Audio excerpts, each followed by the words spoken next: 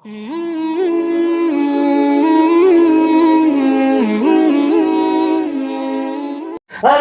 এই পৃথিবী,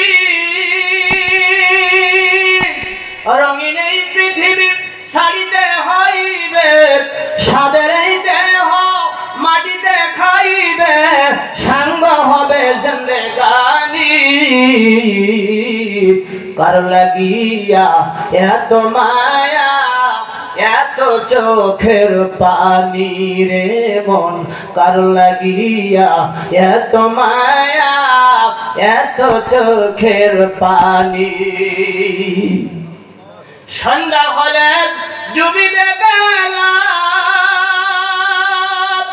সাঙ্গ হবে ভাবেরি বেলা, কেউ বা দিবে আখরি গোছল, কেউ বা দিবে আখরি গোছল, কেউ বা আনবে এতর পানি। কার লাগিয়া এত মায়া, এত চোখের পানি। বিশ্বনবী মেরাজে যে লক্ষ্য করলো তিনটা জিনিস, আমি তিনটা পয়েন্ট আপনাদের বলি। এক নম্বর, একজন ব্যক্তি ভেস্টে কোরআন শরীফ পড়তেছে। কে এই ব্যক্তি? কি আমল করেছে? নিশ্চয় তো আমল করেছে, ঠিক কিনা? দ্বিতীয় নম্বরে নবী বলল, আমি ভেস্টে যে নেক্সট যেটা দেখলাম, আমি 8টা ভেস্ট আমার আল্লাহ পাক আমাকে দেখালেন, তবে যে ভেস্টের ভিতরে আমি প্রবেশ করতে চাই, যে ভেস্টের দরজায় পা রাখি, আমি যেই দেখি ওই ভেস্টের মধ্যে একজন ঘুরে বেড়াচ্ছে, আমি চেষ্টা করেও আমি তার চেহারা দেখতে পাই না। এই ব্যক্তিটাকে আমি জিবরাইলের কাছ থেকে পরে জানতে পারি, এবং তিনি একটা আমল করেছে। 8টা ভেস্টের যেই ভেস্টে ঢুকে একই ব্যক্তিকে দেখেছি। বিশ্বনবী বলল, আমি আরেকটা জিনিস ভেস্টে দিয়ে দেখলাম, 3টা জিনিস নবীজি সিলেক্ট করেছেন। আরেকটা জিনিস দেখলেন যে ভেস্টের ভিতরে একজনের জন্য একটা বাসর ঘর, এটা মুসলিম শরীফের হাদিস, বাসর ঘর প্রস্তুত করা হচ্ছে রং বেরঙের ফুল দিয়া, আর এই যে স্বর্ণ এবং রৌপ্য খচিত বিভিন্ন রকমের এই উপকরণাদি দিয়া এই ভেস্টের ভিতরে সর্বমুহূর্তে সজ্জিত করা হচ্ছে একটা বাসর ঘর। বিশ্বনবী বলল, জিবরাইল, এই বাসর ঘর সারা ভেস্টের ভিতরে ঘুরে ঘুরে মাত্র একটা বাসর ঘর পাইলাম, এইটা তো নিশ্চয় একজন ব্যক্তির জন্য। জিবরাইল বলল, একজন ব্যক্তির জন্য, আপনার এক উম্মতের জন্য এই একটাই বাসর ঘর। এইরকম বাসর ঘর ভেস্টে আর কেউ পাবে না। আচ্ছা, যে কথা, নবীর তো অসংখ্য সাহাবী আছে, কেউ পাবে না, একজন পাবে। তাহলে সেই ব্যক্তির মর্যাদা কম না বেশি? সে কি আমল করেছে? আমি 3টা পয়েন্টের উপরে শুধু একটু অল্প অল্প একটু বিশ্লেষণ করে আমলের কথাগুলি বলে আপনাদের কাছ থেকে বিদায় নেব। আপনারা ব্যস্ত হবেন না তো? তাহলে কয়টা পর্যন্ত প্রোগ্রাম চলবে? এখন 12টা উত্তীর্ণ হয়ে গেছে, 20 মিনিট না আধা ঘন্টা? আপনারা বলেন তো। এই পাশে বলছে সারা রাত, রাত 3টা, আপনারা বলতেছেন কত সময়? 1 ঘন্টা। আলহামদুলিল্লাহ, অসুবিধা না, আমরা শেখাই। আমরা 1 ঘন্টার ভিতরে আমরা আলোচনা শেষ করার জন্য চেষ্টা করছি, ইনশাআল্লাহ। বলেন ইনশাআল্লাহ।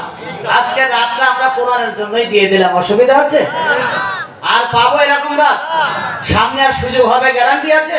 কোরআনের মাহফিলে যতক্ষণ বলবেন, আল্লাহ পাকের রহমতের ফেরেশতারা ছাতা, রহমতের ছাতা নিয়ে রয়েছে, এবং আপনাদের জিন্দেগীর গুনাহ কিন্তু মাফ হতেই আছে, মাফ হতেই আছে। যত থাকবেন মাফ হতে হতে সব গুনাহ মাফ করে বেগুনা মাসুম বানায়া, একেবারে মাসুম, একেবারে ভেস্টে মানুষ বানায় বাড়িতে পৌঁছে দিবেন। বন্ধুরা আমার, আল্লাহ নবী বলতেছে, কান লাগান এবার আলোচনার দিকে। মেরাজে যে আল্লাহ নবী বলল, কে ফাইনি সামি'তু কিরাআতান, আল্লাহ নবী বলল জিবরাইলকে, এই ব্যক্তি এত মধুর কণ্ঠে, মায়াবী কণ্ঠে কোরআন শরীফ তেলাওয়াত করছে। আরে জিবরাইল, আমি নবী পাগল হয়ে যেতে লাগলাম যে কোরআন আল্লাহ আমার উপরে নাযিল করেছে। ওয়া আমিনু বিমা নুজিলা আলা মুহাম্মদ, আল্লাহ কোরআনের মধ্যে বলল, আমি আমার নবীর উপরে কোরআন নাযিল করেছি। কি জন্য নাযিল করেছি? আল্লাহ জবাব দিয়ে দিলেন, পড়ুন আয়াতটা, লিতুখরিজান নাসা মিনাজ যুলুমাতি ইলান নূর। অন্ধকারে পুঞ্জীবিত লোকগুলিকে টেনে বের করে করে জান্নাতের রাস্তায় মানুষদেরকে চালানোর জন্য আমি আল্লাহ কোরআন নাজিল করে দিয়েছি। সুবহানাল্লাহ বলেন। বন্ধুরা আমার, বিশ্ব নবীর উপরে কোরআন নাজিল হয়ে গেল। আল্লাহ নবীর উপরে যখন কোরআন নাজিল হয়ে গেল, একটু জাস্ট মিনিট একটু কান লাগান, লক্ষ্য করেন এই আয়াতের হক, এই হাদিসের বন্ধুরা আমার বিশ্লেষণমূলক হক। জাস্ট মিনিট একটু লক্ষ্য করেন, বিশ্ব নবীর উপরে কোরআন নাজিল হয়ে গেল। আল্লাহ নবী হীরা গুহা থেকে তিনি পরস্পরের সঙ্গে করে নিয়ে খাদিজার কাছে এসে বলতেছে, খাদিজা রে, এই মাত্র ওহী নাযিল হয়েছে, খাদিজা আমার কম্পন হচ্ছে, জ্বর হয়েছে, জ্বর এসেছে, তুমি কম্বল দিয়ে বিছায়া দাও। আল্লাহ নবীকে কম্বল দিয়ে বিছায়া দিল, নবীজি কাঁদতেছে। আল্লাহ রাব্বুল আলামিন বললেন, নবী গো, ওই দিন নবী বলেন নাই, রাসূল বলেন নাই, হাবিব বলেন নাই, আল্লাহ ডাক দিয়ে বললেন, ইয়া আইয়ুহাল মুজাম্মিল, কম্বলওয়ালা, কম্বল মুড়ি দিয়ে শুয়ে থাকার দিন এখন আর নেই, কম্বল মুড়ি দিয়ে বিশ্রাম করার সুযোগ এখন আর নেই। কোরআন নাযিল হয়ে গেছে। কম্বলওয়ালা, কম্বল ছেড়ে চলে যান মদিনার কি বলে মক্কার মানুষের কাছে যান, তায়েফের মানুষের কাছে যে আপনি কোরআনের দাওয়াত পৌঁছায়া দেন। মক্কার অবস্থা ভালো না, অন্ধকারে নিমজ্জিত, অসভ্য বর্বর, ওই যে পাপ পঙ্কিলতা, আবর্জিত কি বলে আবর্তে নিবর্জিত, নিমজ্জিত সমাজটাকে একটা সভ্য সমাজে পরিণত করতে হবে কোরআনের দাওয়াত দিয়ে। জোরে বলেন সুবহানাল্লাহ। নবীজি যখন তায়েফের ময়দানে যেয়ে বলল, তায়েফের ছেলেরা কালেমা পড়ে নাও, আমি নবী, আল্লাহ আমার পরে ওহী নাযিল করেছেন, আল্লাহ নবুয়ত দিয়েছে। তায়েফের ছেলেরা বৃষ্টির মতো পাথর মেরে মেরে আমার নবীকে তায়েফের ময়দানে বেহুশ করে দিল। জিবরাইল এসে বলল,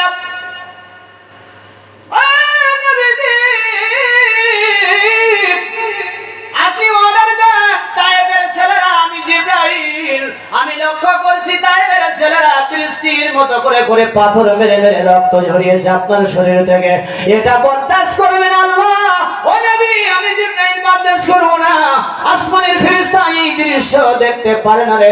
ইয়া রাসূলুল্লাহ, আপনি একটা বড় অর্ডার দেন, দুইটা পাহাড় উঁচু করে আমি জিবরাইলের 600 ডানা দেয়া আমি ওই দুইটা পাহাড় উঁচু করে মক্কার কাফির মুশরিকদেরকে একেবারে চাপা দিয়ে শেষ করে দেই। আমার নবী বললেন, না রে জিবরাইল, মক্কার যুবকেরা আমাকে চিনতে পারে নাই, তারা বুঝতে পারে নাই, সুতরাং তাদেরকে মেরে ফেলো না। যদি কাফিরদেরকে মেরে ফেলো, যদি কাফেররা বেঁচে না থাকে, তাহলে আমি নবী কার কাছে যাই আমার সুমধুর কলেমার বাণী শোনাবো, লা ইলাহা ইল্লাল্লাহু মুহাম্মাদুর রাসূলুল্লাহ সাল্লাল্লাহু। পাথরের আঘাতে ক্ষত বিক্ষত হয়ে সারা শরীর থেকে রক্ত ঝরে, হে রাসূল তোমাকে ভুলি আমি কেমন করে, হাজারো ব্যথা বেদনার পরে ফিরে আসনি তুমি আপন ঘরে, দিনের আলো তুমি ছড়িয়ে দিতে চলে গেলে মদিনায় মক্কা ছেড়ে, হে রাসূল তোমাকে ভুলি আমি কেমন করে। আল্লাহু আকবার বলেন। আমার বিশ্বনবী বেহুশ হয়ে তায়েফের ময়দানে পড়ে রইলেন। একটু 1 মিনিট শোনেন আল্লাহর বান্দারা। বিশ্বনবীকে তার সাহাবীরা এবার ধরে নিয়ে যখন হুজরায় নিয়ে গেল, হুজরার ভিতরে রেখে দিয়েছে নবীজির 3 কন্যা। কাঁদতে কাঁদতে হুজরার ভিতরে এসে হাউমাউ করে কান্দে, নবীজিকে জড়িয়ে ধরে কান্দে আর বলে, নবীজির মেয়ে উম্মে কুলসুম, রুকায়া, জয়নাব 3 মেয়ে এসে বলল, বাবা, ও বাবা, ওই তায়েফের যুবকেরা তোমাকে এত মারা মেরেছে, তাদেরকে একটু দয়া হলো না? তোমার মতো শ্রেষ্ঠ একজন নবী, তোমার মতো শ্রেষ্ঠ একজন মানুষকে তারা এভাবে করে মারলো, বাবা তোমার কি একটু কষ্ট হয় না? এই 3টা মেয়ে কাঁদতে কাঁদতে ঘর থেকে বেরিয়ে গেছে। সকলের শেষে এসেছে নবীর মেয়ে ফাতিমা। নবীর উম্মতেরা জবাব দেন, নবীর মেয়ে ফাতিমা নবীকে কি ভালোবাসতো কম না বেশি? বেশি। হ্যাঁ, বেশি বেশি। মেয়েরা বাবাকে ভালোবাসে বেশি, ঠিক কিনা বলেন? ঠিক। ফাতিমা ঘরের ভিতরে এসে তিনি চিৎকার দিয়ে বলে, ও বাবা, তায়েফের যুবকেরা তোমাকে কেন মেরেছে বাবা? ও বাবা, আমি ফাতিমা আজ আর এই ঘরের দরজা খুলবো না যতক্ষণ পর্যন্ত তুমি আমার প্রশ্নের জবাব না দিবা। তাইফের যুবকরা কেন মেরেছে আর আমার একটা প্রশ্নের জবাব দিতে হবে। ফাতিমা যে ঘরের দরজা বন্ধ করে দিয়েছে, আল্লাহ নবী বলল ফাতিমারে ঘরের দরজা খুলে দে রে মা। ও মা তুই পাগল হয়ে গেছিস রে মা, পাগলামি করিস না রে ফাতিমা, দরজা খুলে দে। আমি নবীকে তায়েফের যুবকেরা মেরেছে, পাথর মেরেছে, এই সংবাদ তায়েফের অলিতে গলিতে চলে গিয়েছে, মেসেজ গোটা মক্কায় পৌঁছে গিয়েছে। আমার সাহাবী আজমাইন আমাকে এক নজর দেখার জন্য ব্যস্ত হয়ে গিয়েছে, সবাই আসবে। ফাতিমা বলল বাবা কান লাগাও বাবা, শোনো আমি ফাতিমা ঘরের দরজা খুলবো না যতক্ষণ পর্যন্ত আমার একটা প্রশ্নের জবাব না দিবা। আল্লাহ নবী বলল মা জলদি করে বল কি তোর প্রশ্নের জবাব দিব, তারপরে দরজা খুলে দে। আমার সাহাবী আজমাইন বাইরে দরজার বাইরে দাঁড়িয়ে অপেক্ষা করেছে। আমি নবীকে এক নজর না দেখা পর্যন্ত একটা সাহাবীও স্বাভাবিক হতে পারবে না। নবীর ব্যথায় সবচেয়ে ব্যথিত হয় কে? সাহাবী আজমাইনরা ব্যথিত হয়েছে না? আর যারা প্রকৃত নবীর উম্মত তারাও ব্যথিত হয়, ঠিক কিনা বলেন? আমরা ব্যথিত হয় মুখে মুখে, কথা ঠিক কিনা? নবী আপনারে খুব ভালোবাসি, নবী সালাম আলাইকা, আর জিলাপি ওই যে আপনার চন্দনপুরি থেকে 10 কেজি এনে সব খেয়ে শেষ করে ফেললাম। ভালোবাসার কি নমুনা কম দেখাইতে পারি আমরা? বন্ধুরা আমার, এরপরে ফাতিমা বলল বাবা দরজা খুলবো না, একটা প্রশ্নের জবাব দাও। কি প্রশ্ন? আল্লাহ নবী বলল মা ফাতিমা আমার প্রশ্ন হলো, কি বলে? আল্লাহ নবী তখন বলল ফাতিমা বলো তোমার কি প্রশ্ন? ফাতিমা বলল বাবা ও বাবা ইব্রাহিম নবী তুমিও তো একজন নবী, তবে আমার প্রশ্নের জবাব হলো ইব্রাহিম নবীকে তার আল্লাহ বেশি ভালোবাসে নাকি তোমাকে তোমার আল্লাহ বেশি ভালোবাসে? ইব্রাহিম নবীর সম্মান মর্যাদা বেশি না তুমি আখিরি জামানার নবী, তোমার সম্মান মর্যাদা বেশি? আমি ফাতিমা জানতে চাই। এই জবাব না দেওয়া পর্যন্ত দরজা খোলা হবে না। আপনাদের কষ্ট হচ্ছে না তো? বন্ধুরা আমার অল্প কয়েক মিনিট, আমি কিন্তু আপনাদের কথা অনুযায়ী 1 ঘন্টা পরেই কিন্তু আমি মোনাজাতের প্রস্তুতি নিব। তখন যে বলবেন বুঝো সারা রাত, তা কিন্তু কাজ আর হবে না। আপনারা যেহেতু বলে ফেলেছেন, এই আপনাদের এই ওয়াদা রক্ষা করতে হবে। কথা কি বুঝতে পেরেছেন তো? কান লাগা নবীর জীবনের এর চেয়ে ট্র্যাজেডি ওয়াজ আর নাই, ট্র্যাজেডি ঘটনার নাই। ফাতিমা বলতেছে যে বাবা আপনাকে বলতেই হবে ইব্রাহিম নবীর মর্যাদা বেশি না আপনার মর্যাদা বেশি? কে কার মর্যাদা বেশি এটা আমাকে জানাতে হবে, আমি ফাতিমার জানার দরকার আছে। ফাতিমা আহাউমাউ করে কান্দে আর ঘরের ভিতরে বন্ধুরা আমার দৌড়াদৌড়ি করতেছে। আল্লাহর নবী বলল মা এ মা ফাতিমা তুমি কি পাগল হয়ে গেলে নাকি মা? ফাতিমা বলল বাবা তোমার শরীরে পাথরের যে আঘাত, যে রক্ত, আমি ফাতিমা দেখে পাগল হয়ে গেছি বাবা। আমাকে জবাব দাও ইব্রাহিম নবীর মর্যাদা বেশি না তোমার মর্যাদা বেশি? আল্লাহ নবী বলল কেন রে মা এই প্রশ্ন কেন করলা? ফাতিমা বলল ইব্রাহিম নবীর যখন হাত পা বেঁধে নমরুদ আগুনে ফেলে দিল, আল্লাহ রাব্বুল আলামিন আগুনকে ফুল বাগিচা বানিয়ে দিল, ইব্রাহিম নবীর শরীরের একটা পশম জ্বালাইতে পারে নাই। তাইফের যুবকেরা যখন তোমাকে বেরেস্টের মতো পাথর মেরেছিল, ইব্রাহিম নবীর মতো করে সমস্ত পাথরগুলিকে ফুলের পাপড়ি বানাই দিতে পারত। আর ফুলের পাপড়ি না বানায়া পাথরগুলিকে অরিজিনাল পাথর হিসাবে তোমার শরীরে কেন এভাবে সেটিং করে দিল? তাহলে কি আমি বুঝবো না তোমার সে ইব্রাহিম নবীকে আল্লাহ বেশি ভালোবাসে? ফাতিমার কথা যুক্তি আছে না? আছে, কথা বলেন। আছে। ফাতিমা বলল বাবা এই প্রশ্নের জবাব না দিলে দরজা খোলা হবে না। তোমার যত সাহাবী আজমাইন আজকের বাইরে আজকের কান্নাকাটি হাউমাউ করুক, কোনো লাভ হবে না। আমি ফাতিমা দরজা খুলবো না। এমন সময় আল্লাহ নবী বলল মা ইব্রাহিম নবীর মর্যাদা বেশি না আমার মর্যাদা বেশি? আল্লাহ কাকে ভালোবাসে তবে আমি এইভাবে বলবো না। তবে তোকে একটা एग्जांपल দেই, একটা ঘটনা, একদিনের একটা ঘটনা বললে বুঝতে পারবি আল্লাহ রাব্বুল আলামিন কাকে বেশি ভালোবাসে। আল্লাহ নবী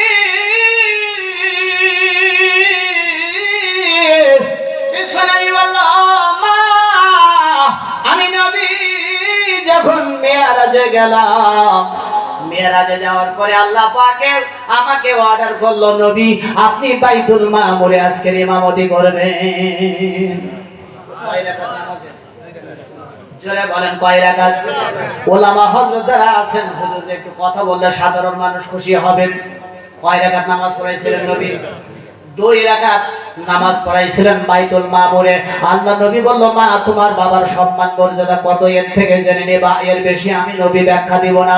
আল্লাহ নবী বলল, মা রে আমি বাইতুল মামুরে যেয়ে যখন 2 রাকাত নামাজের ইমামতি করেছিলাম, বন্ধুরা আমার 2 রাকাত নামাজের ইমামতি আল্লাহ নবী করলো। সালাম ফেরানোর পরে আল্লাহ পাক ডাক দিয়ে বলল, হাবিব হাবিব আপনি কি জানেন আজকের কাদের আপনি নামাজের ইমামতি করেছেন? আপনার মুসল্লির পরিচয় কি জানা আছে? আল্লাহ নবী বলল, আল্লাহ আপনি বলে দেন।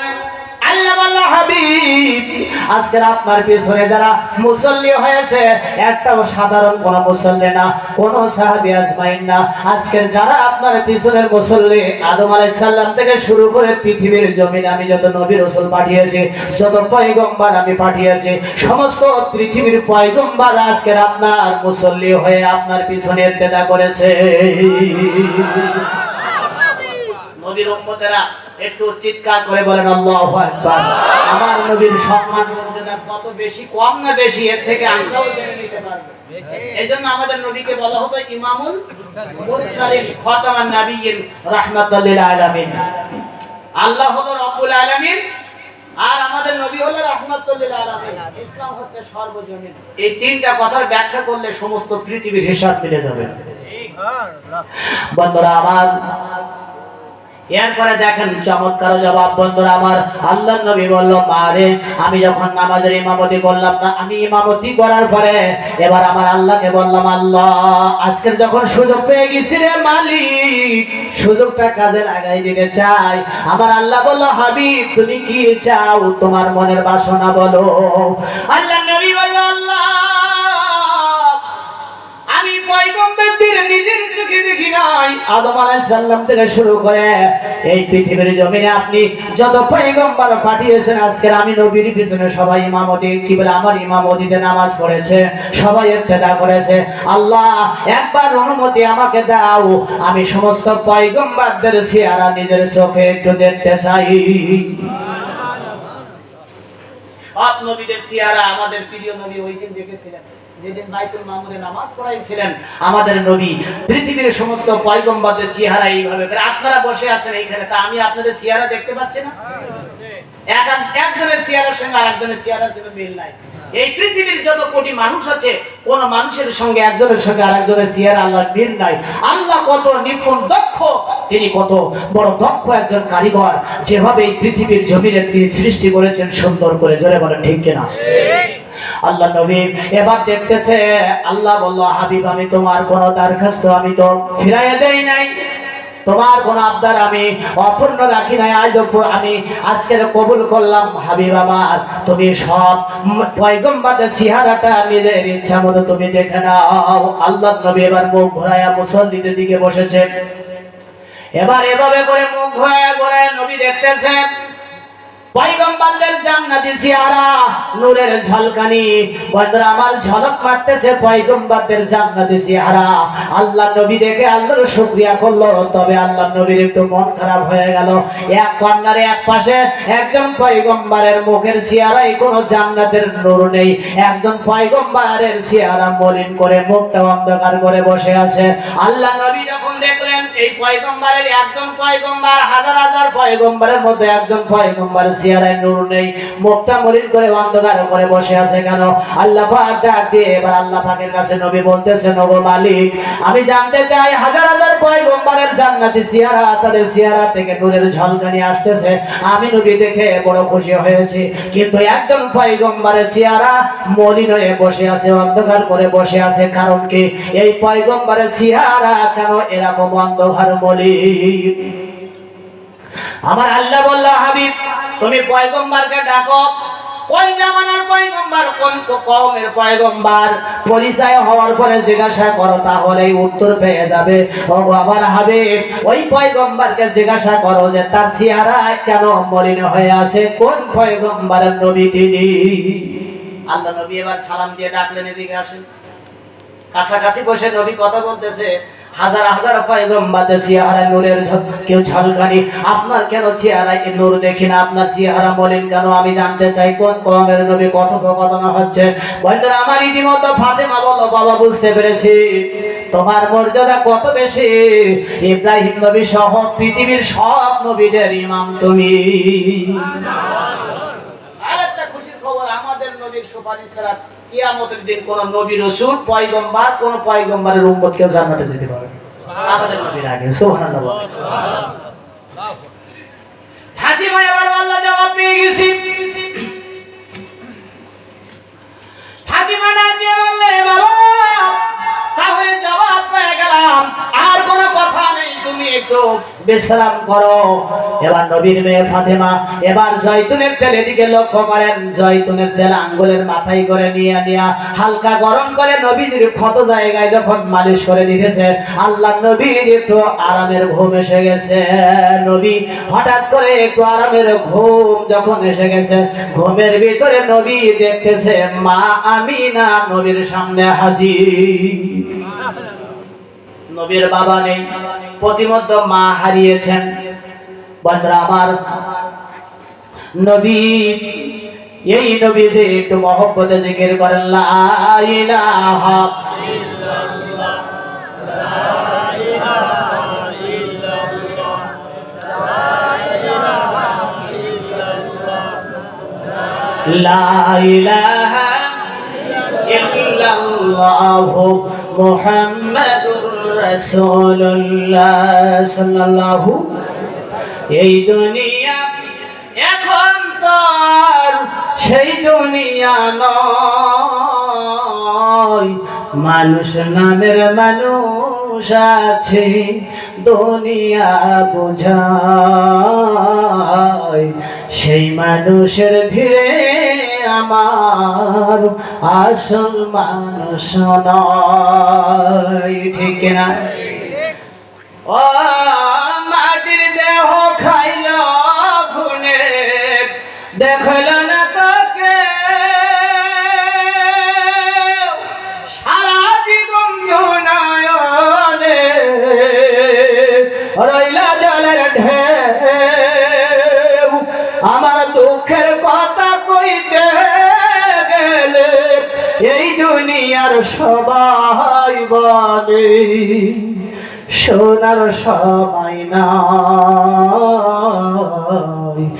মানুষ নানের মানুষ আছে, দুনিয়া বোঝায়, এই দুনিয়া এখন তার সেই দুনিয়া নয়, মানুষ নামের মানুষ আছে, দুনিয়া বোঝায়, সেই মানুষের ভিড়ে আমার আসল মানুষ নয়। ঠিক কিনা? সম্মানিত উপস্থিতি, আসল মানুষ বলতে এখানে কবির ভাষায় বোঝানো হয়েছে যারা আল্লাহওয়ালা মানুষ, ইমানদার মানুষ। যারা বলে ঠিক কিনা? মানুষ তো কোটি কোটি আছে, কিন্তু ইমানদার মানুষের সংখ্যা কম না বেশি? বন্ধুরা আমার, এরপরে মা আমিনা যখন হাজির হয়ে গেল, আল্লাহ নবী ঘুমিয়ে গেছে। মা ফাতিমা নবীর শিয়রে, খুব ভালো করে তাফসীরের দিকে লক্ষ্য করবেন। আল্লাহ নবীর মেয়ে ফাতিমা নবীর শিয়রে বসে বসে নবীর শরীরে একটু হালকা জয়তুনের তেল মালিশ করে দিতেছে। নবীজি ঘুম পেড়ে গেছে, ঘুমের ভিতরে দেখতেছে নবীর মা আমিনা হাজির। মা আমিনা এসে বলল, ও বাবা মুহাম্মদ, অনেক কষ্ট হচ্ছে বাবা, বুঝতে পেরেছি মুহাম্মদ, মক্কার যুবকেরা কাফির বেঈমানেরা তোমারে অনেক মেরেছে। আল্লাহর নবী বলল, ও মা,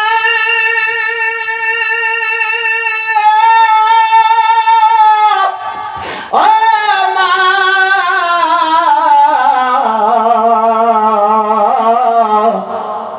মাগো তাকায় দেখো গো মা, তাইফের যুবকেরা আমাকে কত পাথর মেরেছে মা। ও মা, আমি কোনো অপরাধ করি নাই, বিশ্বাস করো মা, আমি কোনো অন্যায় করি নাই মা। এরপরে ওই তাইবের যুবকেরা আমার মেরেছে, পাথর মেরে আমার শরীরটা কি করে দিয়েছে মা। নবী বলে, মা গো একবার আমার কাছে আসো গো মা। ও মা, একবার আমার কাছে এসে বসো গো মা। ও মা, একবার আমার কাছে আসো মা, কতদিন তোমার দেখি নাই মা। যাদের মা নেই, যারা মা হারিয়েছেন, যারা বাবা হারিয়েছেন, ওই অন্ধকার কবরের ভিতরে যাদের মাকে রেখে এসেছেন, একটু চক্ষু বন্ধ করে দেখেন আপনার মা কেমন আছে ওই কবরের ভিতরে, আপনার বাবা কেমন আছে কবরের ভিতরে। চক্ষু বন্ধ করলে কবরের জগৎটা আপনার সামনে ভেসে আসবে। যাদের মা চলে গেছে, বাবা চলে গেছে, বাড়ি গেলে আজ আর তো কেউ খোকা বলে ডাক্তারি না। মা থাকিতে আজকে মার মর্যাদা বুঝলা না, বাবা আছে বাবার মর্যাদা বুঝলা না সন্তান। কিন্তু বাবা যখন থাকবে না, মা যখন থাকবে না, তখন তোমাকে পথের নীরবে নির্জনে বসে বসে চোখের পানি ছেড়ে কাঁদতে হবে। আরে আজকের যে এই দুঃখ ব্যথা যন্ত্রণা, আজকের যদি আমার মা বেঁচে থাকতো, এই দুঃখ ব্যথা আমি সন্তানরে বুঝতে দিত না। আমার বাবা যদি বেঁচে থাকতো, এই কষ্ট যন্ত্রণার কথা আমি সন্তানরে বুঝতে দিত না।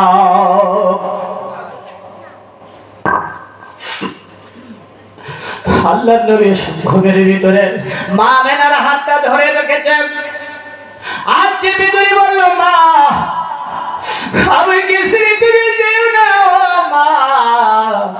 মা আমেনার সান্ত্বনা দেয়, বাবা মোহাম্মদ কেঁদো না, চোখের পানি ছেড়ো না, চোখের পানি ফেলো না। আজকের যে কোরআনের জন্য তুমি মার খেয়েছো, সেদিন বেশি দূরে নয়, তামাম পৃথিবীর জমিনে কোরআনের দাওয়াত পৌঁছায়া যাবে।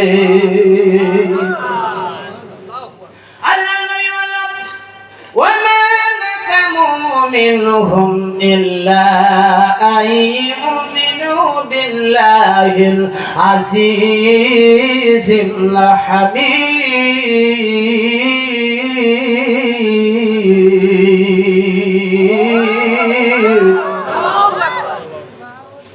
আল্লাহ পাক ডাক দিয়ে বলতেছে, আমাদেরকে অন্য কোনো কারণে মারে না। মা অপরাধ একটা কোরআনের কথা বলেছি, এই জন্য আমি নবীকে তারা মেরেছে। আল্লাহর নবী যখন কাঁদতেছিল ঘুমের ভিতরে, মা আমিনার হাতটা ধরে মা মা করে চিৎকার করে কাঁদতেছিল। এমন সময় ফাতিমা নবীর শিয়রে বসে বসে ডুগরে ডুগরে কাঁদতেছিল। ফাতিমার চোখের দুই এক ফোঁটা পানি যখন নবীর মুখের উপরে পড়েছে, আল্লাহর নবীর সঙ্গে সঙ্গে ঘুম ভেঙে যায়। করে দিবেন, অসুবিধা নেই, একটা লোকও যাবে না, বিশ্বাস করেন। কি যাবেন আপনারা? কেউ ওই দেখেন, কেউ যাবেন। আপনারা টাকা পয়সা দিলে আমি কিছু চাই, দিবেন না আপনারা? দেখেন সবাই দিবে, এখন একটু এই জন্য আমরা শ্রোতাদেরকে একটু লিডিং সাপোর্ট দেন, সেটাই ভালো হবে। কি ঠিক আছে কিনা? আমরা ওই হিসাব কিতাব ওগুলো পরে হবে ইনশাআল্লাহ। সবাই টাকা দিয়ে বাড়ি যাবে, 5 টাকা 10 টাকা কেউ যাবে না ইনশাআল্লাহ। আচ্ছা ঠিক আছে বাবাজি, আপনি মুরব্বী মানুষ দাবি করেছেন, আলোচনা করা হবে, সম্পূর্ণ আলোচনা করা হবে ইনশাআল্লাহ, কোনো অসুবিধা নাই। আলোচনা করতেছিলাম, এরপরে মিয়ারাজের এই ঘটনা বলতে যে আলোচনাটা তাফসীরের আলোচনা এসেছে। এরপরে ফাতিমা যখন কেঁদে চোখের পানি নবীর মুখের উপরে পড়েছে, নবী ঘুম থেকে জাগ্রত হয়ে দেখে ফাতিমা টুকরে টুকরে নবীর শিয়রের কাছে বসে বসে কাঁদতেছে। আচ্ছা আপনারা বলেন, ফাতিমার চোখের পানি নবী কি সইতে পারতেন? জোরে বলেন না। নবী বলেছেন না, যে ব্যক্তি আমার ফাতেমারে কাঁদায় সে আমি নবীরে কাঁদাই, যে ব্যক্তি আমার ফাতেমারে ব্যথা দেয় সে আমি নবীরে ব্যথা দেয়। এই ছিল ফাতেমার নবীর মহব্বতের নমুনা। সম্মানিত উপস্থিতি, এবার দেখেন আসল ঘটনা 1 মিনিটে শেষ হয়ে যাচ্ছে। এরপরে মিরাজে যাব আমি। কোরআন শরীফ তেলাওয়াত করতেছিল এই ব্যক্তি কি, তার পরিচয় কি, আমল। ফাতিমা বলতেছে, বাবা তুমি আমারে আর কত কাঁদাবা বাবা? নবী বলতেছে, মা গো আমি তোমারে কাঁদাচ্ছি না, তুমি কেঁদো না, তোমার চোখের পানি আমি নবী সইতে পারি না, আমার কলিজা তো সব অষ্টুগত হয়ে যাচ্ছে কলিজা, তোমার চোখের পানি দেখে আমি নবী কেমনে সইতে পারি। ফাতিমা বলতেছে, বাবা তুমি ঘুমিয়ে গেছো, আর ঘুমের ভিতরে আমি ফাতিমার হাত চেপে ধরে মা মা করে কাঁদতেছো, ডাকতেছো চিৎকার করে করে আর কাঁদতেছো, আমি ফাতিমা কেমনে না কেঁদে থাকি। আল্লাহ নবী ওই দিন আশ্চর্য হয়ে গেছিল তার জীবনে। নবী বলতেছে, আমি ঘুমের ভিতরে, ভালো করে শুনবেন, ঘুমের ভিতরে ধরেছি কার হাত? মা আমেনার হাত। ফাতিমা বলতেছে, ওই হাতটা তো আমি ফাতিমার হাত ছিল, ওটা তোমার মা আমেনার হাত না, ওটা আমার হাত, এখনো চেপে ধরেছো, ছেড়ে দাও না। ঘুমের ভিতরে যেভাবে ধরেছিল এখনো ওইভাবে আটকে ধরে রেখেছো বাবা। আহা, নবী কাঁদছিলেন, চোখের পানি রাখা যায় না। নবীর উম্মত যারা, নবীর প্রতি যাদের একটু দরদ আর ভালোবাসা আছে, চোখে পানি রাখা যাবে না। ওগো নবীর উম্মতেরা, একটু কাঁদার চেষ্টা করেন, চোখের পানি ফেলতে হবে। এবার লক্ষ্য করেন, ফাতিমা বলল, বাবা ওটা আমার হাত ছিল। আল্লাহর নবী বলল, মা শুনে রাখো তাহলে একটা কথা, এটা যদি তোমার হাত হয় তাহলে আজকে থেকে তুমি শুধু আমার মেয়ে ফাতিমা না, আজকে থেকে তুমি আমার মাও বটে। এই জন্য হাদিস শরীফে এসেছে, আল্লাহ নবীর যখন মা আমিনার কথা যখন মনে উঠতো, ফাতিমার বাড়িতে যেয়ে মা মা করে ডাকতো, ফাতিমার চেহারা দেখলে আল্লাহ নবীর মা হারানোর ব্যথা মন থেকে মুছে যেত। আল্লাহ নবী মিরাজে গেল, বিশ্বনবী বলল, এ জিবরাইল,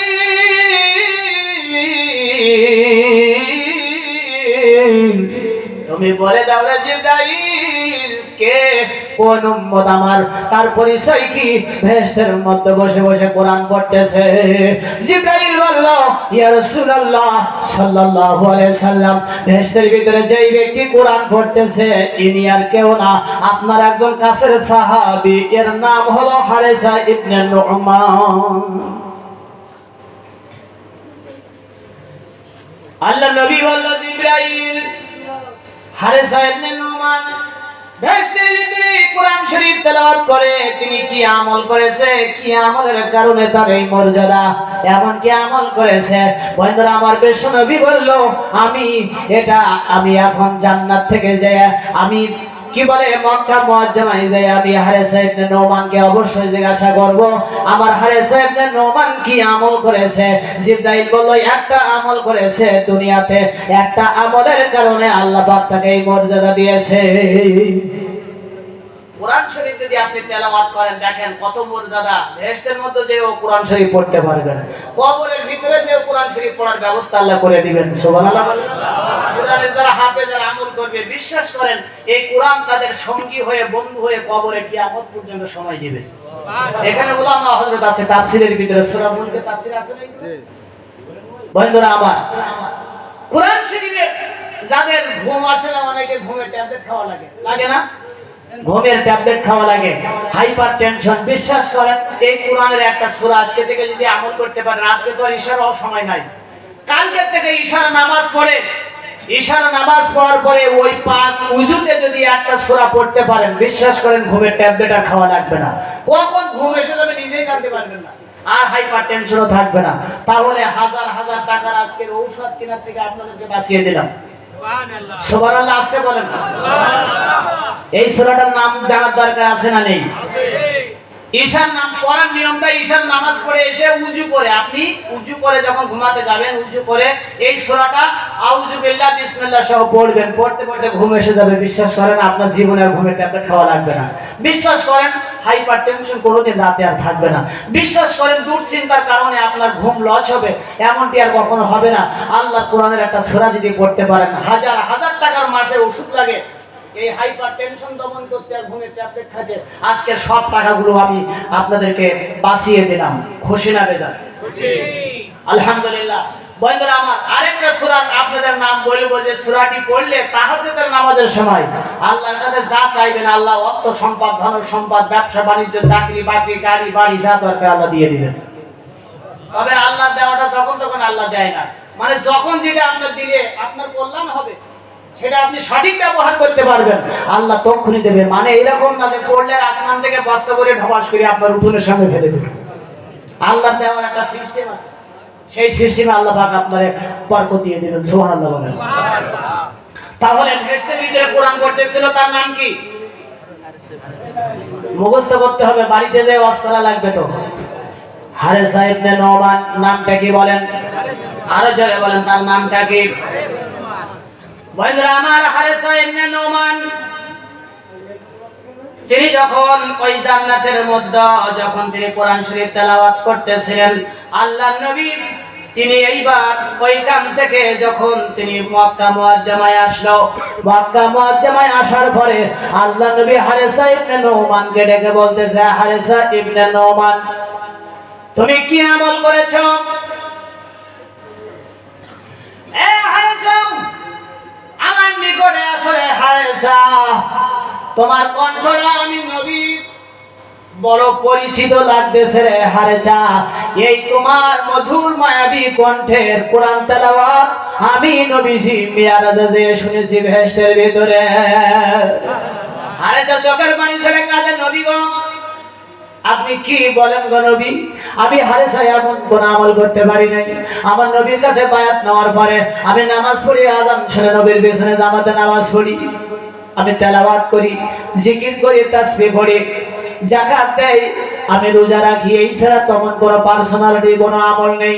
আল্লাহর নবী বলল, এ হারেসা, এই আমল ছাড়া তোমার জীবনে তুমি একটা পার্সোনাল আমল করো, সেই আমলের কথা তুমি এখনো বলো নাই। আপনাদের কষ্ট হচ্ছে না তো? জোরে বলেন, কষ্ট হচ্ছে না তো? আপনারা সবাই খুশি তো? আমার শ্রদ্ধেয় হুজুর নাজমুল হুদা হুজুর আমাকে আজকে বলেছিলেন বিগত বছরের কাজ আদায় করা লাগবে। তো বিগত বছর উঠাইছিল, তবে এবার একটু ইহসান করেছে আমার সুভাষ সাহেব হুজুর। বিগত বছর উঠাইছিল 12টার পরে, এবার উঠাইছে 12টার আগে। অনেক ইহসান করেছে, আলহামদুলিল্লাহ, অসুবিধা নাই। কি কথা ঠিক কিনা বলেন? অসুবিধা না। আজকে রাতটা আমরা আল্লাহর কোরআনের জন্যই দিয়ে দেবো। কিয়ামতের দিন আমাদের যখন ওই নফল ইবাদতের তালিকা বের করবে, ওই তালিকায় এক জায়গায় লেখা থাকবে চন্দনপুর দাখিল মাদ্রাসায় সারা রাত কোরআনের মাহফিল শুনেছে। সুবহানাল্লাহ। এই ওসিলায় আল্লাহ বেহেশতে দিয়ে দিবেন। একটু মহব্বতে জিকির করেন, লা ইলাহা ইল্লাল্লাহ,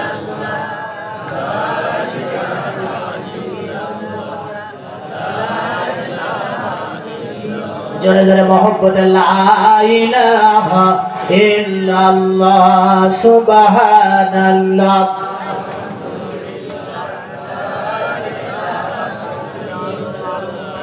লা ইলাহা ইল্লাল্লাহু মুহাম্মাদুর রাসূলুল্লাহ সাল্লাল্লাহু। চোখের পলকে তুমি হতে পারো লাশ। এক সেকেন্ডের কোনো ভরসা আছে? না। চোখের পলকে তুমি হতে পারো লাশ, চিরতরে বন্ধ হবে তোমারই নিঃশ্বাস। হবে এলাম তোমারই নাম, হবে এলাম তোমারই নাম মসজিদের মাইকে। বাড়িওয়ালা নাই রে বাড়ি, নাই রে দুনিয়াতে, বাড়িওয়ালা নাই রে বাড়ি, নাই রে দুনিয়াতে। এক সেকেন্ডের ভিতরে আপনাকে আমাকে চলে যেতে হবে, ঠিক কিনা? এত লাফালাফি করে, এত কিছু অহংকার দিমাগ করে, গর্ব করে লাভটা কি, এইটা তো বুঝে আসে না। কথা বলতে বলতে মানুষ মারা যাচ্ছে না স্ট্রোক করে। সেটাই তো বলতেছি বন্ধুরা আমার। এই জন্য আমাদেরকে আজকে লক্ষ্য করতে হবে, আজকে কোরআনের দিকে লক্ষ্য করতে হবে, রাসূলের সেই আদর্শের দিকে। বিনয় মেনার সিভিলাইজেশন শিখিয়েছেন যে বিশ্বনবী মুহাম্মদ রাসূলুল্লাহ। বন্ধুরা আমার, কান লাগান। আলোচনা করতেছিলাম হারেসা ইবনে নোমান একটা আমল করেছে। কি সেই আমল? এরপরে আল্লাহর নবী বলতেছে, আমি 2 নম্বরে দেখলাম বেহেশতের মধ্যে, তামাম বেহেশতের ভিতরে একটা বাসর ঘর তৈরি করা হয়েছে আমার একজন উম্মতের জন্য। কি আমলের কারণে? আমি এরপরে এই ট্র্যাজেডি আলোচনার দিকে আসতেছি বন্ধুরা আমার। আল্লাহর নবী বলল, হারেসা তুমি একটা আমল করেছো, এখনো বলো নাই। হারেসা ইবনে নোমান তিনি কিছুক্ষণ নীরব থেকে বলতেছে, নবী গো, আমি একটা আমল করেছি। সেই আমলের নাম হলো, আমার একজন বাড়িতে মা আছে, আমার বৃদ্ধা মা আছে। আমি আমার মাকে নিজে খাওয়াই, আমি আমার মাকে সেবা করি, পরিচর্যা করি, আমি আমার মাকে আমি খেদমত করি। আমার মা অসুস্থ আছে, আমি আমার মাকে প্রতিদিন বাড়িতে আগে আমার মাকে খোঁজ খবর নেই, মাকে আমি সেবা করি, মার প্রয়োজন মেটাই, মার খাবারটা দেই। এই ছাড়া আমার পার্সোনাল আর কোনো আমল নাই। জিবরাইল হাজির হয়ে গেছে। জিবরাইল হাজির হয়ে বলল, নবী গো, হারেসা ইবনে নোমান ঠিক বলেছে। তিনি তার বিরুদ্ধে মাকে খেদমত করার কারণে, এই মার সেবা করার কারণে আল্লাহ পাক হারেসার প্রতি এত খুশি হয়েছে, আল্লাহ পাক তাকে এই সম্মান আর মর্যাদা দিয়েছে। সুবহানাল্লাহ। যুবক ভাই আজকে যারা আছেন, আমি জানি না এই আলোচনার সঙ্গে আপনারা কতটুকু একমত পোষণ করবেন, না করলেও আমার কিছু করার নাই, এটা হাদিসের থেকে জানাচ্ছি। বন্ধুরা আমার, এই জন্য বাবা এবং মার প্রতি আমাদের কি হতে হবে? অনুগ্রহশীল হতে হবে, আন্তরিক হতে হবে, তাদের বিপদে মুসিবতে অসুস্থতায় পাশে থাকতে হবে। রাজি আছেন তো? বন্ধুরা আমার, বেশি ব্যাখ্যা দেওয়ার সুযোগ নেই, তবে একটা ছোট্ট কথা বলবো আপনাদেরকে। মুসানবী, বুখারী শরীফের হাদিস, মুসানবী একদিন বলল, আল্লাহ তোমার কাছে জানতে চাই, কিয়ামতের দিন যদি দয়া করে ভেস্তে দাও, তাহলে ওই ভেস্তে আমার সঙ্গী কে হবে এটা জানতে চাই, আমার বন্ধু কে হবে? আল্লাহ বললেন, মুসা তোমার বন্ধু এই দুনিয়ার কোনো নবী হবে না, কোনো পয়গম্বর হবে না, কোনো হাজী হারামাইন, কোনো ওলিয়া উলিয়া আবেদ হবে না। তোমার বন্ধু হয়ে, তোমার সাথী হয়ে ভেস্তে যাবে যে তার পরিচয় হলো এই জামানার একজন কসাই যে গোশ বিক্রি করে। হাদিসটা বুখারীর হাদিস। মুসা নবী আশ্চর্য হয়ে বলল, আল্লাহ এ আপনি কেমন কথা বলেন? আমি একজন নবী, আর আমার সঙ্গে একজন নবী হওয়া দরকার ছিল, কিন্তু নবী না হয়ে একজন গোশ কাটা কসাই আমার বন্ধু হয়ে, আমার সঙ্গে হয়ে ভেস্তে যাবে। এই কসাই জীবনে কি আমল করেছে জানা দরকার। আল্লাহ বলল, যা মুসা রে, অমুক বাজারে চলে যাও, এখনো কসাই তার দোকানে বসে গোশত বিক্রি করতেছে। আল্লাহু আকবার বলেন। মুসা নবী আল্লাহ দেওয়া ঠিকানা অনুযায়ী তিনি বাজারে যে লক্ষ্য করল কসাইয়ের গোশত বিক্রি হয়ে গেছে। কিছু গোশত আছে, এই গোশতগুলি টোপলার ভিতরে করে ভরে, বন্ধুরা আমার, টোপলায় বান্দা যখন তিনি বাড়িতে যাবেন, এমন সময় মুসা নবী তার দোকানে হাজির। মুসা নবী যেয়ে বলল, ওগো কসাই, সালাম আনতে বলল, কসাই আমি আজকে তোমার বাড়ির মেহমান হতে চাই। কিন্তু মুসা নবী তার নিজের পরিচয় দেয় নাই। মুসা নবী নিজের পরিচয় দেয় নাই। কসাই বলতেছে, চলো আমার বাড়িতে মেহমান হবে, এটা তো ভালো কথা, চলো। বন্ধুরা আমার, এবার মুসা নবী যখন কসাইয়ের সঙ্গে বাড়িতে গেল, বাড়িতে যেয়ে যখন মেহমানখানায় বসতে দিল, মেহমানখানায় বসতে দেওয়ার পরে কসাই এবার পাশে যেয়ে গোশতগুলো ভুনা করে তিনি পাশের রুমে দিয়ে, বন্ধুরা আমার, তার মাকে তিনি উঠালেন এবং ভুনা গোশতগুলি মাকে গালে উঠায় খাওয়ায়া, এরপরে প্লেটে করে বাকি খাবারগুলি মুসা নবীর জন্য, মেহমানদারির জন্য নিয়ে এসেছে। আজকে মেহমানদারির সুন্নাত, ঠিক না কথা? আমাদের বাড়িতে মেহমান গেলে কিন্তু আমরা অনেক সময় দেখি ভুরু কুঞ্চিত করে মানুষ, আছে না নাই? ভুনা গোশত দিয়ে বাজারে আজকে বড় গরু জবাই করেছে, গোশত কিনেছে 5 কেজি, ভুনা গোশত, ছিনার গোশত দিয়ে কেবল এই ভুনা গোশত দিয়ে খাইতে বসছে। এমন সময় মেহমান এসে সালাম দিচ্ছে, আসসালামু আলাইকুম ওয়া রাহমাতুল্লাহ, আসসালামু আলাইকুম ইয়া আহলাল বাইত। কোন জবাব নেই, শুনতে পাচ্ছে বলে সব জবাব দিচ্ছে না, বলছে আসার সময় পেল না, কেবল ভুনা গোশত নিয়ে বইছি, খেতে একটু মজা করে খাবো, তা খাওয়ারও আর সুযোগ নেই। কি রাত! আহা, মেহমান আসলে বরকত দেন কে? আল্লাহ। মেহমানদারি সুন্নাত, যত মেহমানদারি করবেন তত খাই বরকত, ঠিক কিনা বলেন? বন্ধুরা আমার, আর বেশিক্ষণ কিন্তু নেই, আপনাদের দেওয়া সময় অনুযায়ী কিন্তু আমার সময় আর মাত্র 15 মিনিট। দেখি না আজকে আপনারা কি করেন। বন্ধুরা আমার, ঠিক একটা যে মুনাজাত করতে হবে, যেহেতু আপনারা একটা পর্যন্ত বলেছেন, এবার গান লাগান। খুব চমকপ্রদ একটা ট্র্যাজেডি ঘটনা, চোখের পানি এসে যাবে। এরপরে কসাই, বন্ধুরা আমার, এবার সমস্ত গোশতগুলি বন্ধুরা আমার প্লেটে করে মাকে খাওয়ায় মুসা নবীর জন্য, মেহমানদারির জন্য নিয়ে এসেছে। বলল, ওগো আল্লাহর মেহমান, ওগো আমার মেহমান, আপনি এবার বাকি খানাগুলি খেয়ে নেন, বরকত দিয়ে দেন। মুসা নবী বলল, এ কসাই, আমি খানা খাবো না ততক্ষণ আমার একটা প্রশ্নের জবাব দিবে না। যতক্ষণ কসাই বলতেছে কি প্রশ্নের জবাব? কসাই বলতেছে কি প্রশ্নের জবাব জানতে চান? মুসা নবী বলল, আমাকে বসায় রেখে তুমি পাশের ঘরে যে কি করতেছিলে এতক্ষণ যাবত? আর পাশের ঘরের থেকে আমি আওয়াজ শুনতে পাইলাম, একটা আওয়াজ বিড়বিড় করে, কে জানি কি বলতেছে। এমন সময় কসাই বলতেছে, ও আমার মেহমান, ওই পাশের রুমে আমার একজন বৃদ্ধা মা, আমার মা উঠতে পারে না, আমার মা হাঁটতে পারে না, আমার মা চলতে পারে না। ও আমার মেহমান, আমি প্রতিদিন বাজার থেকে গোশত বিক্রি করে আমার মার জন্য অবশিষ্ট একটু গোশত আমি বাসায় নিয়ে আসি, কাপড়ের ভিতরে করে ভরে আমি বাড়ি এনে আগে রান্না করে ভুনা করে আমি আমার মাকে গালে উঠাইয়া খাওয়াই, তারপরে আমি নিজে খাই। আমার মাকে না খাওয়াইয়া জীবনে কোনোদিন এক লোকমা খাবার আমি মুখে দেই নাই। ওগো আল্লাহর মেহমান, আমি আমার মাকে যখন গালে উঠায় খাওয়াচ্ছিলাম, আমার মা পাগলের মতো বিড়বিড় করে একটা দোয়া আমারে করতেছিল, আল্লাহ